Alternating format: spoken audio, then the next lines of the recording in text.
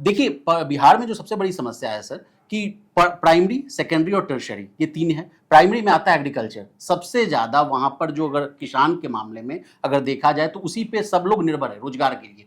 Second पे तो आता ही नहीं है मैन्युफैक्चरिंग पे। सर मेरा सवाल आपसे है कि कब बिहार की जनता को रोजगार जो है इस स्किल बेस में, जो प्रधानमंत्री मोदी भी कहते हैं, आप भी कहते रहते हैं कि स्किल, री स्किल, अप स्किल की बात होती है कि स्किल्स रहेगा तभी तो रोजगार मिलेगा। कब तक बिहार की जो जनता है किसानी पर ही निर्भर रहेगी, क्योंकि आपको पता है कि यील्ड बहुत कम है वहां से। मेरे बारे में जो व्यक्तिगत मेरे से आपने सवाल किया, तो मैं कृषि मंत्री के तौर पे जी सत्ता में आने के बाद पहला मेरा क्या एक्शन पॉइंट था? मेरा एक्शन पॉइंट था कि मंडी कानून आए जी, न्यूनतम समर्थन मूल्य के कानून बने। यह विषय इस स्तर तक गए कि मैंने इस्तीफा देना है निर्णय लिया जी, सत्ता में छोड़ दिया हमने। तो मेरे कमिटमेंट पर किसी को बिहार में शक नहीं है जी। अब सवाल है कि मैं कर पाऊंगा कि नहीं कर पाऊंगा, ये सवाल आपका है जी। तो निश्चित तौर पर मेरे पास बहुमत नहीं है जी कि मैं आपको दावे के साथ कह दूं कि मैं कानून बदल दूंगा जी। लेकिन इस विषय पर जी एक पार्लियामेंट्रियन के नाते जी मुखर रूप से सड़क से सदन तक मेरी आवाज गूंजेगी जी, और मीडिया के जरिए हो या सदन के भीतर जी, निश्चित तौर पर हम लोगों का नेतृत्व करेंगे जी। परिणाम की उम्मीद मैं नहीं कर रहा हूं अभी भी जी, क्योंकि वो लोग एक जड़ लोग हैं जो 19 साल से बिहार में सत्ता में हैं। वो लोग जो किसानों के हत्यारे हैं जी, जिन्होंने मंडी कानून को खत्म किया था, जिन्होंने भ्रष्टाचार इस कदर है जी, जिन आप टैक्सों की बात कर रहे हैं जी, वो किसानों के पैसे को घिस करके जी, इनाम्स की मैंने बात की थी।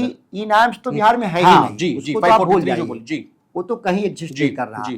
आप ग्राउंड रिपोर्टिंग कर लें जी, अगर कहीं एक भी हमको शूट करके दिखा दें कि बिहार में इनाम कहीं मंडी है, एक तो वर्चुअल है, मैं इस पर विश्वास ही नहीं करता जी। मंडियां वर्चुअल होनी ही नहीं चाहिए जी, ये बेसिकली फिजिकल होना चाहिए। कहा गया ट्रांसपेरेंसी के लिए 2 बार से भी आप विगत जितने भी लोकसभा के आप देखिए 40 से 39 सांसद बिहार की जनता केंद्र सरकार को दे रही है। वो यहाँ उसके बावजूद वो तो यहाँ झाल बजाने के लिए आते हैं, जैसे मंदिरों में हरे राम हरे कृष्ण होता है, उसी तरह से पार्लियामेंट में हरे अडानी हरे अंबानी का जाप करने आते हैं बिहार के सांसद। 39 में से एक के बारे में बताइए कि बिहार के किसी भी मुद्दे के लिए लड़ा हो जी, एक भी मुद्दे के लिए मैं कह रहा हूँ। ये तो केवल 40 अगर बिहार से सांसद नहीं होते, अगर गोवा जैसा राज्य होता तो उसकी भूमिका भी समाप्त हो जाती। बिहार को कोई पूछता भी नहीं। ये तो हमारे उन 40 सांसदों की एक भूमिका है देश की सरकार बनाने में, इसीलिए बिहार की चर्चा हो जाती है।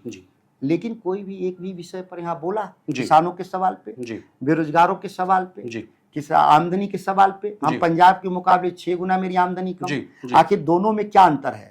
उनसे अच्छी मिट्टी, उनसे ज्यादा पानी हमारे पास, 200% मेरे पास पानी है जी, और हमारे पास स्किल्ड लेबर जी। 3 के बाद भी हमारा अगर प्रोडक्टिविटी 1/2 है पंजाब के मुकाबले, तो ये हमारा पॉलिसी फेलियर है जी। हमारे किसान दोषी ने, वही जाके हमारे मजदूर पंजाब का उत्पादन बढ़ा देते हैं और बिहार में नहीं हो पाता। और पलायन की समस्या, पलायन तो इसीलिए है कि जब आमदनी नहीं होगी तो पलायन होगा, घर खर्चे कैसे चलेंगे? मिनिमम 10,000 रुपए भी आमदनी नहीं होंगे तो घर खर्चे नहीं चलेंगे। तो लेबर के रूप में जाते हैं, 10,000 कमाते हैं तो घर चलता है उनका। ये किसान है जो बाहर जाने वाले लेबर नहीं, वो किसान है, लेकिन इतनी आमदनी कम है कि दूसरी जगह मजदूर का काम करते हैं।